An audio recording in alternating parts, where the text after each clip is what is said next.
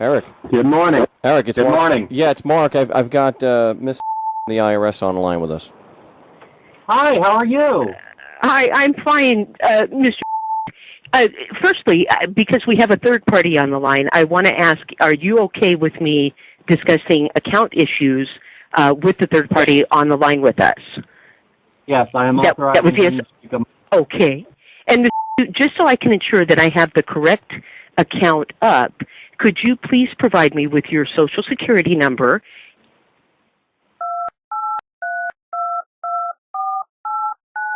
And Mr. your date of birth, please. And your current mailing address, please.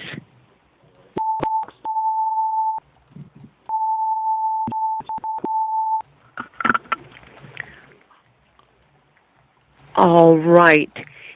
Thank you, Mr. And it looks as though, based on the account information I have, you spoke with one of my employees, Mr. yesterday, relating to the account. He had indicated you'd requested a manager callback, and so that's the reason for my call this morning. How can I help you, Mr.? Well, the question that we had asked Mr. this, and we were not able to get a satisfactory answer. We were just asking for evidence to confirm or prove that the Constitution and codes actually apply to Mr. and that the IRS had any jurisdiction at all. And he wasn't able to give us any evidence. He was just able to give us platitudes and basically circular logic that the code applies because the code applies. A return in 2009, which is the year in which we're showing a balance due, and it's as the result of underreported income, and an additional assessment was made for that tax year. Since there is a balance and there's been no resolution on the account, that is what has caused us to begin collection activity. Well, I understand. We understand that. We would try to get this resolved. We don't believe that there's any evidence, and if there is, you can let us know that. But we don't believe that there's any. Well, let me ask you: can you confirm that there's any evidence proving that the Constitution and code apply to Mr.? I'm not here to discuss that, sir. We have a tax issue. I'm happy to help you with the tax issue, but I'm not going to talk about constitutional rights. So, I'm not asking that. I'm asking if there's evidence to show that the Constitution and code apply, and that the IRS has any jurisdiction at all. And wouldn't your jurisdiction be hinged on the Constitution and code? Isn't that where you derive your authority and your jurisdiction? We do have jurisdiction, and that's why we're doing what we're doing. Okay. Once again, I'm not here to talk about the Constitution. I'm not here to talk about the rights. If you'd like to discuss the account issues, I'm happy to discuss that. Otherwise, there's no need to continue with this call. Well, don't hang up on me like so many of these other IRS agents do. It's completely unprofessional and goes right in line with the already horrible reputation this agency has. But Mr. Stevens, you have to. I'm sorry to interrupt, but without some type of resolution on this account, we're just going in circles. Well, so once again, I'm not here to argue the Constitution. I'm not here to debate the Constitution. So if you'd like to discuss the account itself and the reason Mr. owes and would like to resolve the account, I am more than happy, Mr. Stevens, to talk with you to continue the conversation. Okay, that's all I'm trying to do. You're saying, I wrote it down, you said we do have jurisdiction. So my question is, that's your opinion, okay? That's your argument, that we have jurisdiction. I just want to know if you have any actual evidence to back that up. So you want to continue with this line of conversation then? I want to see. You're talking about arguing and debating. I'm asking you a question of evidence, and you're doing a typical lawyer type of tactic of evading the actual issue by deliberately mischaracterizing a question as an argument and a debate. And it's what I went through yesterday. I'm not doing that. You're saying we have jurisdiction. I get that. That's your argument. Now, your argument should be based on evidence unless it is arbitrary. So, and why is it that you think we don't? Because, a number of times speaking with the agents just yesterday, Mr. was not able to do that. So if you have the evidence, then just articulate that, present that now, and then we can move forward towards a resolution. Well, Mr. Stevens, we've provided evidence of the balance and the reason for the balance. Once again, you're going back to Constitution, and I've already told you I will not discuss that. So if you'd like to resolve the account, I'm more than happy to help you with that. Otherwise, as I said, there's no need to continue this conversation. Well, you said we have jurisdiction. I want to know if you have any evidence to actually support that opinion. Because right now, it's just your voice. It's just because we said so. Do you have anything concrete to show that the Constitution laws apply and you do have jurisdiction? Well, what do you have that shows we don't? Can you provide evidence of that? Well, I spoke to Mr.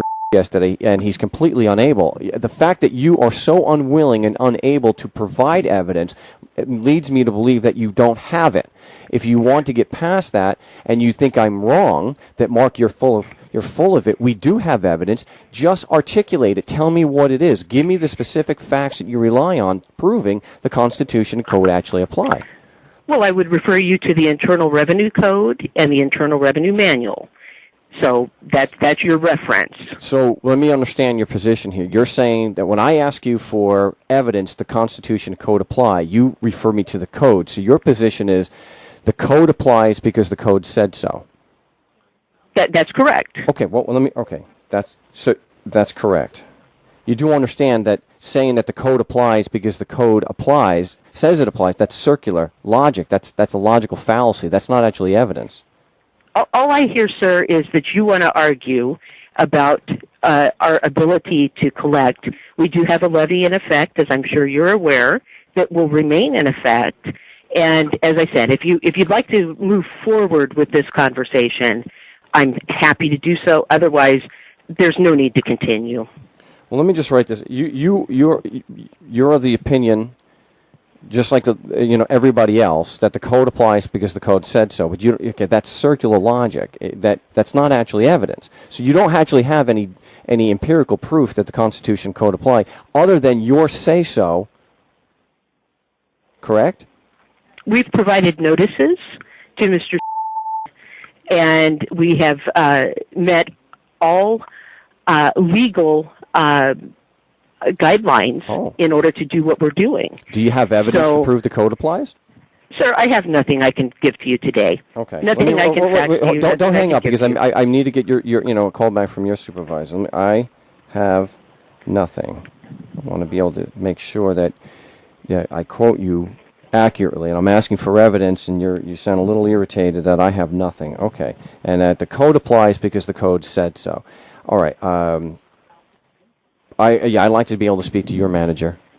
No, I'm sorry. He doesn't receive calls. Oh, that's a pretty. He doesn't receive calls, position. And he doesn't make outgoing calls. I'm it.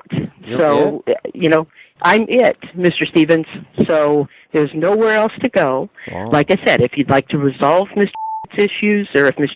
would like to resolve his issues, we can work together to do that. But if you're not wanting to do that, as I said, there's nothing more that I can offer you. The Code applies because the Code said so, and that's your position, and you're pretty confident in that. I referred you to the Internal Revenue Code and the Internal Revenue Manual. Yeah. And your evidence that the Code actually applies in the first place. The Code does apply. That's what we base our collection activity on. And what evidence do you have it actually applies? All you have is a circular logic, a logical fallacy. You don't have any actual evidence. Mr. Stevens, all I hear is you wanting to argue, and I've already told you I'm not going to do that. Would you like to move forward with the call, or would you like me to end the call at this point? Well, I think we've got a lot of information from you when we can show you have no evidence, and there's definitely an issue of bad faith, and you don't want to get me in touch with your supervisor. What about district council? Are you able to get me some contact information for district council? I don't have that information for you. You can go to our website if you'd like to pursue that. It's IRS. I have that. .gov. I have that. Okay.